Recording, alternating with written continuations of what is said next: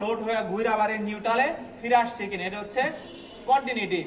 আর এই কন্টিনিউটি টেস্টের সময় অবশ্যই আমাদের এই লোডগুলা লাগানো থাকবে। আর ইনসুলেশন রেজিস্ট্যান্স টেস্টটা হচ্ছে যে আমাদের এই লাল তার আর এই ফেজ তার আর নিউট্রাল তার, এই দুই তারের সাথে আমাদের ইনসুলেশন খারাপ অথবা নষ্ট হওয়ার কারণে আমাদের কোথাও কাটা বা ছিঁড়া বা শর্ট আছে কিনা, এই তিনটা টেস্টে মূলত আমাদের এই ওয়ারিং শেষে করাটা মেজর, এটা হচ্ছে জরুরি। তো সর্বপ্রথম আমরা চেক করব হচ্ছে পোলারিটি টেস্টের সময় circuit breaker, main circuit breaker বন্ধ এবং আমাদের সমস্ত লোডগুলা এরকম খোলা থাকবে।